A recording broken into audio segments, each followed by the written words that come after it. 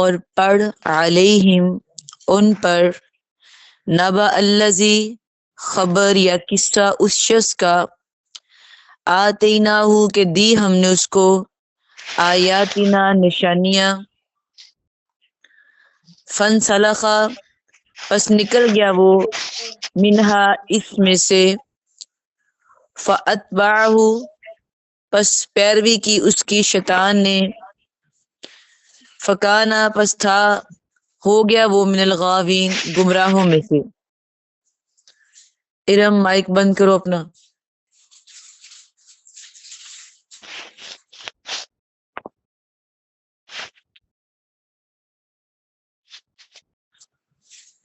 وَلَكِنَّهُ لیکن اس نے اخلدا وہ لگ گیا اسی طرف الی الارض زمین کی طرف، اتبع پیروی کی اس نے ہواہ اپنی خواہشوں کی، فمثلہ پس مثال اس کی کمثل الکلب مانند کتے کی مثال کی ہے، ان تحمل اگر بوجھ رکھیں علیہ اس پر، یلحس تو لٹک جاتی ہے زبان اس کی، او تترکو یا چھوڑ دے اس کو، یلحس تو بھی لٹکائے ہی رکھتا ہے۔ ذالک یہ مثل القوم الذی مثال ہے اس قوم کی، الذین وہ لوگ کذبوا جٹلاتے ہیں، بآیاتنا ہماری نشانیوں کو، فقصص القصص پس بیان کر قصے ان کے، لعلہم شاید کہ وہ یتفکرون غور و فکر کرے۔ ساء بری ہے مثال قومی اس قوم کی، الذین ان لوگوں کی، کذبوا جو جٹلاتے تھے، بآیاتنا ہماری نشانیوں کو، وانفسہم اور اپنی جانوں کو، کانو تھے وہ یظلمون ظلم کر۔ ان آیات میں ایک ایسے شخص کی بات ہو رہی ہے جو کہ بہت ہی ظالم شخص گزرا ہے۔ ظالم اس نے وہ ظلم لوگوں پہ نہیں کیا بلکہ اس نے وہ ظلم اپنی جان پہ کیا۔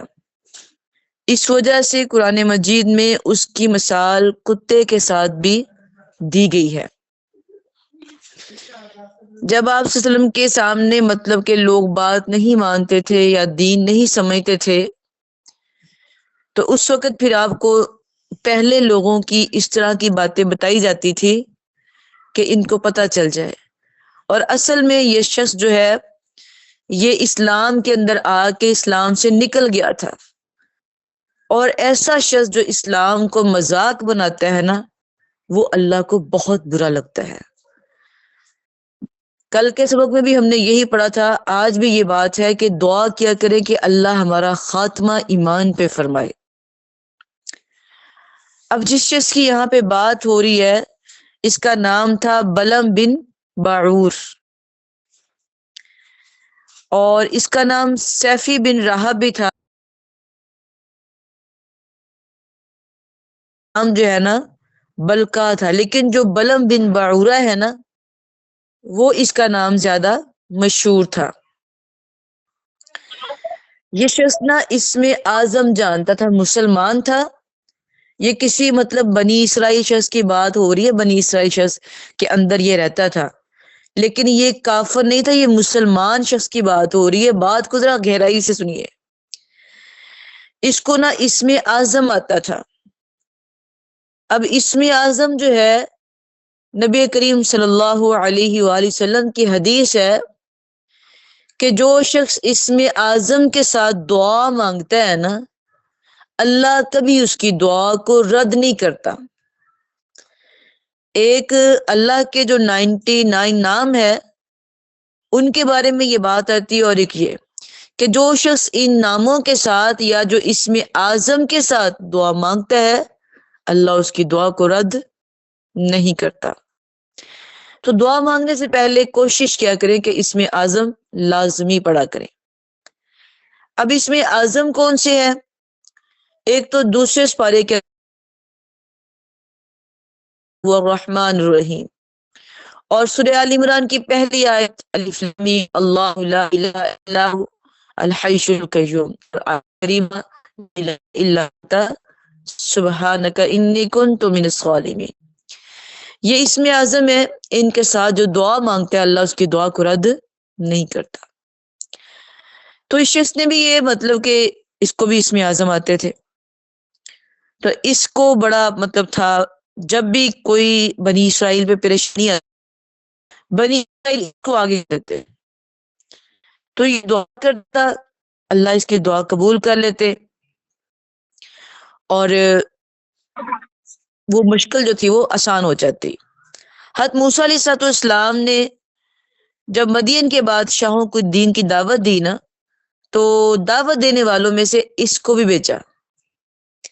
اب یہ گیا ہے تو وہاں کا جو بادشاہ تھا نا وہ عقل مند تھا لیکن وہ کافر تھا. کہتے ہیں کہ اگر آپ کے پاس عقل ہے تو پھر سوچ بھی ہے، اور اگر عقل نہیں ہے تو پھر موج ہی موج ہے. اب وہ شخص جو تھا نا وہ بڑا عقل مند تھا، اس نے اس کو بلم بن باورا کو مکرو فریب میں لگایا، دھوکہ دیا. دھوکہ دینے کے ساتھ اس نے اس کو پہلے لالچ دیا، انعامات دیے اس کو، اور وہاں کی زمینوں کا اس کو بادشاہ بنا دیا. اور یہ لالچ میں آ کے نا اپنے دین کو چھوڑ بیٹھا اور ان کے مذہب سے جا ملا. اس لیے اللہ کے نبی کریم صلی اللہ علیہ وسلم جب دنیا سے جا رہے تھے نا تو آپ نے فرمایا تھا، دنیا میں جانے سے کافی دیر پہلے کی بات ہے، کہ مجھے اب تمہارے اندر نا شرک کا ڈر نہیں رہا، مجھے تمہارے اندر ایمان توحید پختہ ہو چکی ہے، لیکن مجھے ڈر ہے کہ کہیں تم آپس میں ایک دوسرے کی گردنیں نہ مارنے لگ جاؤ، یعنی ایک دوسرے کو قتل نہ کرنے لگ جاؤ. قتل کب کرتے ہیں؟ جب مطلب کہ دولت کی بات ہوتی ہے، مال کی، اور ہمارے ہاں جو ہے وہ بڑھ جاتی ہے یا انتہا کی بے بسی ہو جاتی ہے. اور یاد رکھے مومن جو ہے نا اگر اس کا تعلق اللہ سے گہرا رہتا ہے نا وہ جلدی بے بس نہیں ہوتا. اب چلتے ہیں پھر اس شخص کی طرف کہ یہ جو بلم بن باورا شخص تھا نا، اس کو ایک بار کہا گیا کہ تمہاری 3 دعائیں تم مانگو تمہاری ابھی قبول ہوگی. اس نے کہا اچھا. تو اس نے دعائیں مطلب اپنی بیوی کو بتایا کہ مجھے یہ کہا گیا کہ 3 دعائیں مانگو تو تمہاری دعا قبول ہوگی. اب اچھا اگر سمجھدار ہوتا نا، عقل مند ہوتا، یہ اس وقت کی بات ہے، پہلے میں نے صرف آپ کو اس کا خلاصہ بتایا. اب جب یہ مسلمان تھا نا، اب بعد میں تو جا کے یہ کافر کے ساتھ مل گیا نا، جب یہ مسلمان ہے تب کی بات ہے. تو اس کو مطلب کہ کہا کہ جو تم مانگو گے تمہیں ملے گا. اب اس نے اپنی بیوی کو بتایا. اب یہ اپنی دعاؤں کو ضائع کرنے لگا کیونکہ بے وقوف ہے. حضرت ابراہیم علیہ السلام نے جب بیت اللہ بنایا تھا نا، ان سے کہا گیا تھا کہ دعا مانگو، جو مانگو گے آپ کو دیا جائے گا. خودی کو کر بلند اتنا کہ ہر تقدیر سے پہلے خود خدا پوچھے بتا تیری رضا کیا ہے. ابراہیم صلی اللہ علیہ وسلم سے کہا گیا. اب وہ عقل مند بھی تھے، باشعور بھی تھے، نبی بھی تھے. انہوں نے وہ چیز مانگی جو سب سے اعلیٰ تھی. کیا مانگا؟ انہوں نے کہا اللہ وہ جو آخری نبی آنا ہے نا اس کو میری اولاد میں سے پیدا کر دے. یعنی دنیا کی سب سے حسین ترین بڑی چیز مانگ لی، جس کا کوئی نعم البدل نہیں، جس کی کوئی مثال نہیں، جس سے کوئی بڑا بھی نہیں ہے. حالانکہ ابراہیم علیہ السلام باپ ہیں لیکن سردار میرے نبی ہی کہلائے ہیں. انہوں نے ایک اچھی دعا مانگی. اب اس کو موقع دیا کہ تم دعا مانگو. اس نے بیوی کو بتایا. اب بیوی نے وہی بیوقوف والی بات جو ہر لڑکی کی ہوتی ہے، دعا کرے کہ اللہ مجھے خوبصورت کر دے. اپنے خامد سے کہتی ہے کہ دعا کرے کہ اللہ مجھے خوبصورت کر دے. اب خامد نے دعا کر دی اور یہ انتہائی حسین ہو گئی. اب یہ جو خوبصورت ہو گئی تو پھر جو باہر نکلی تو پھر مردوں کا اس کی طرف رجحان بڑھ گیا. بڑے بڑے جو وہاں کے امیر لوگ تھے تو اب یہ اپنے خامد سے پیچھے ہونے لگ گئی. اب اس کو بڑا غصہ آیا. اس نے کہا اللہ اس کو جانور بنا دے، اور وہ بھی کتیا. اب یہ انسان سے اتنی حسین تھی، اب یہ جانور بن گئی ہے. اب اس کے بعد اس کی دوسری دعا بھی اس کی ضائع ہو گئی، پہلی بھی ہوگی دوسری بھی.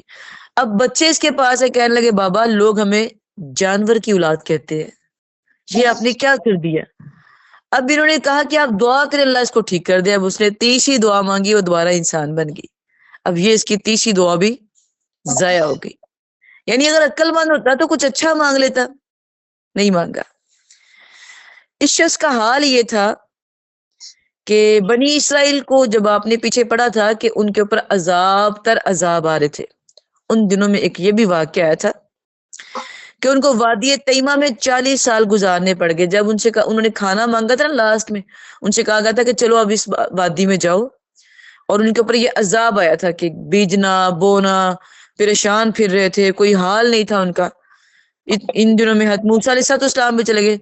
انہی 40 سالوں میں جب گزر گئے نا، ان کے بعد اللہ نے نبی بھیجا یوش بن نون علیہ السلام.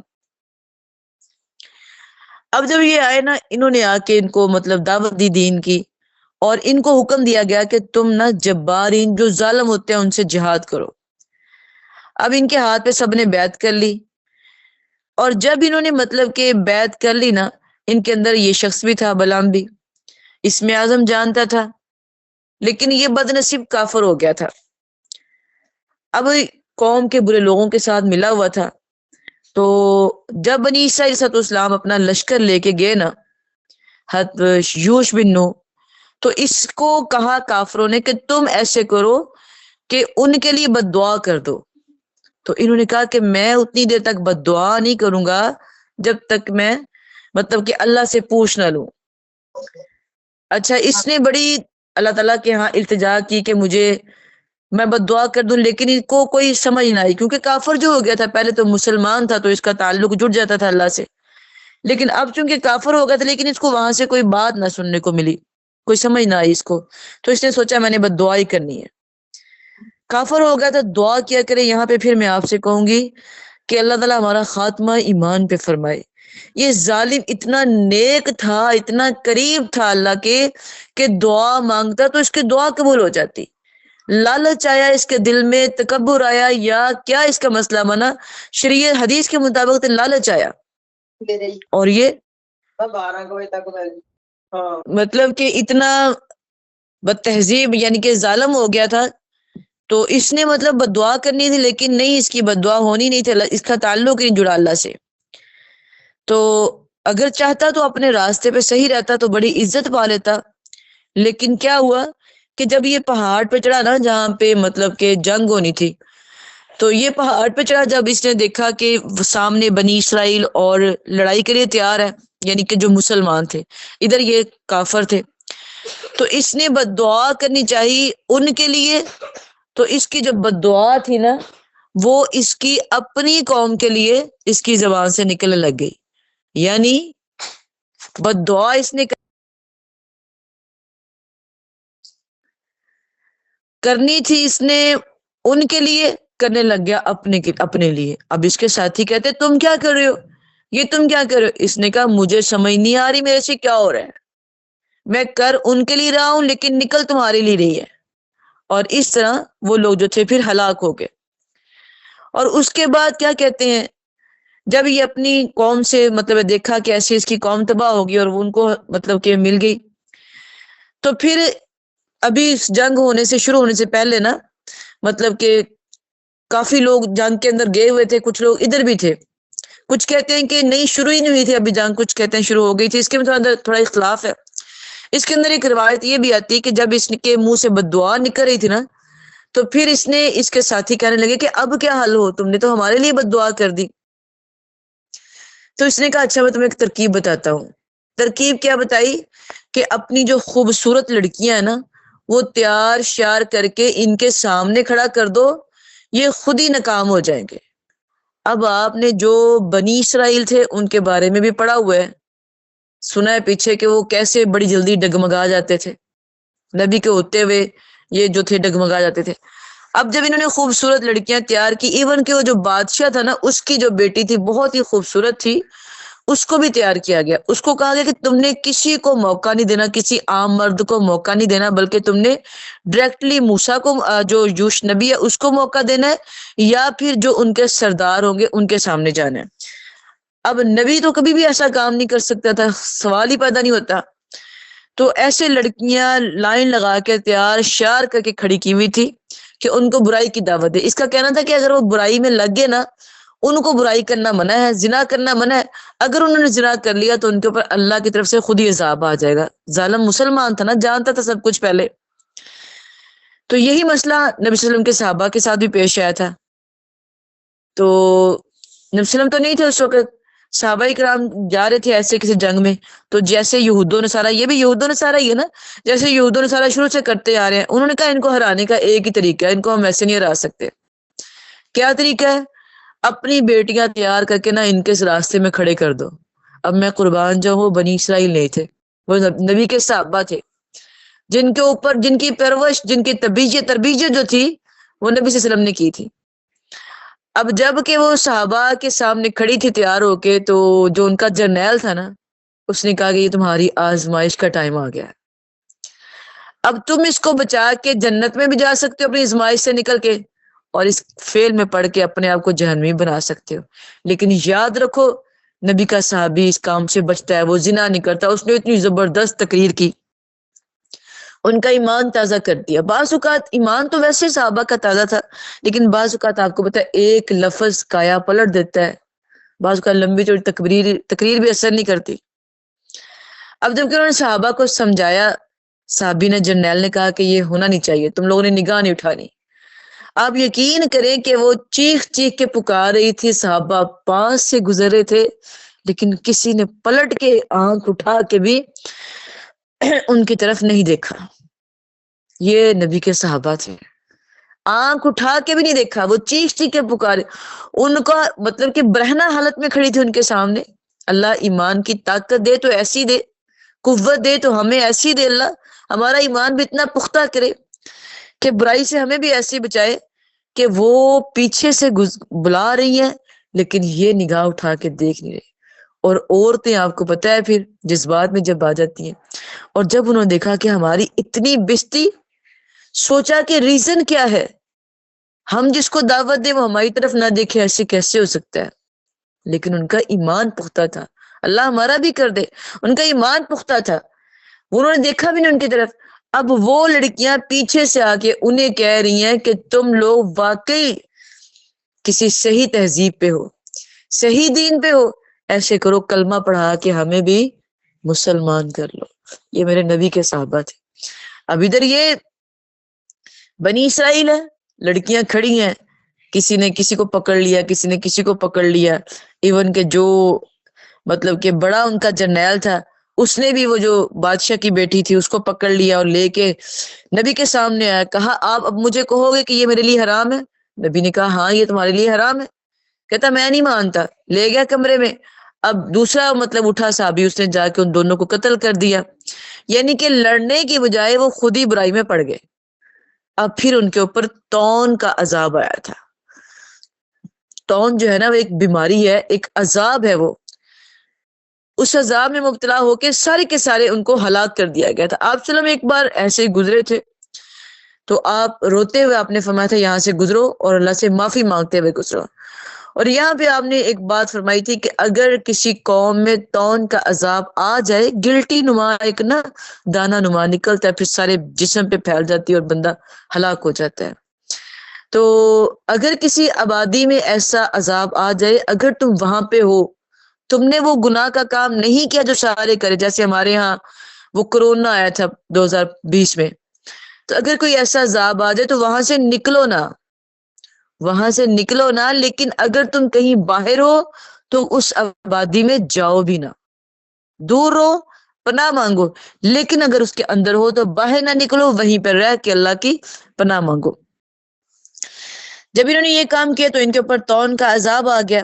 اب جو بلم تھا اس کا کام پورا ہو گیا تھا، بلعام کا۔ پھر اس نے کیا کیا، یہ گدی پہ بیٹھا اور نکلا باہر وہاں سے کہ اب میرا کام تو پورا ہو گیا۔ اب پہاڑ پہ چڑھنے لگ گیا، جب یہ پہاڑ پہ چڑھ رہا تھا نا تو یہ رک گیا، اس کی جو گدی تھی نا وہ رک گئی، وہ آگے قدم نہیں اٹھا رہی تھی، یہ اس کو مارتا ہے۔ اب گدی نے اس کی طرف دیکھا، اللہ جانتا اس کو آواز دی، اللہ نے زبان دی، کہتی مجھے کیوں مار رہے ہو، سامنے دیکھو۔ سامنے دیکھا تو شیطان تھا، یہ اترا اپنی گدی سے اور اس کے سامنے سجدہ ریز ہو گیا۔ غرض کے ایمان سے تو پہلے ہی خالی تھا، آج تو اس نے اینڈ کر دیا، اور اسی طرح یہ ہلاک ہو گیا۔ تو اللہ تعالیٰ اس کے بارے میں کہتے ہیں کہ میں اگر چاہتا اس کو بدلا دیتا، اس کو ہدایت دے دیتا، لیکن وَاتَّبَعُوا هَوَاهُ، اس نے پیروی کی اپنی خواہشوں کی۔ یاد رکھیے کہ جو انسان اپنی خواہشات کی پیروی کرتا ہے نا اس کی بربادی بہت بری ہوتی ہے. اللہ کی حدود میں رہے، حدود کے اندر رہ کے اپنے آپ کو ٹھیک کرے. غلطی آئزہ انسان سے ہو جاتی ہے لیکن بار بار نہ دہرائے، اس کو بچے اس سے. اللہ کا جب عذاب آتا ہے تو انسان کو نکلنے کا راستہ نہیں ملتا. ہم کہتے ہیں میرا دل کرتا ہے میں یہ کام کروں، میری خواہش ہے میں یہ کام کروں. قرآن کہتے ہیں وَاتَّبَعَ حَوَاهُ، اس نے خواہشات کی پیروی کی تو ہم نے اس کو کتا بنا دیا، کتے کی مثال دے دی اس کے لیے. فَمَثَلُهُ كَمَثَلِ الْكَلْبِ، کہ ایسے لوگ جاہل ظالم جو ہوتے ہیں یہ جب برائیوں پہ آمادہ ہو جاتے ہیں، برائیاں کرتے ہیں، اپنی خواہشات کی پیروی کرتے ہیں تو کتے کی مانند ہو جاتے ہیں. کیا مطلب اس بات کا؟ اس کا بات کا مطلب یہ ہے کہ جب برائی میں ہوتے ہیں تب بھی ان کا وہی حال ہوتا ہے، تب برائی چھوڑ دیتے ہیں تب بھی ویسے ہی رہتے ہیں، معافی نہیں مانگتے، نکلنے کی کوشش نہیں کرتے، اس کو نام دے دیتے ہیں خوبصورت سے خوبصورت، برائی چھوڑتے نہیں ہیں. تو اللہ تعالیٰ کہتے ہیں ان تحمل علیہ یلحس، اس کا حال کتے کا ہے کہ اگر اس کے اوپر بوجھ رکھ دے تو بھی اس کی زبان لٹک رہی ہے، نہ رکھے تو بھی لٹک رہی ہے. یعنی بچتا ہی نہیں برائیوں سے، باز آتا ہی نہیں، چھوڑتا ہی نہیں برائی کو، اسی پہ لگا ہوا ہے آل ٹائم. قرآن سنائے، قرآن کا ہو گیا گھر آیا پھر ویسا ہی ہو گیا، یعنی آل ٹائم اپنے آپ کو بدلنے کی کوشش ہی نہیں کرتا. ذالک مثل القوم الذین کذبوا، یہ ان لوگوں کی مثال ہے جو جھٹلاتے ہیں ہماری نشانیوں کو. خدا را ہم بھی جھٹلاتے ہیں جب ہم اپنی خواہشات پہ چلتے ہیں، اپنے دل کی مانتے ہیں، صرف اپنی دل کی مانتے ہیں. کہتے ہیں کوئی بات نہیں، جب مریں گے پھر دیکھیں گے سارا جہان اس بات پہ لگا ہوا ہے. چھوٹی چھوٹی جب برائیاں ہم کرتے ہیں نا پھر آہستہ آہستہ برائیاں بڑی ہو جاتی ہیں اور ہمیں احساس تک نہیں ہوتا، ہم سر سے لے کے پاؤں تک اس دلدل میں پھنس چکے ہوتے ہیں.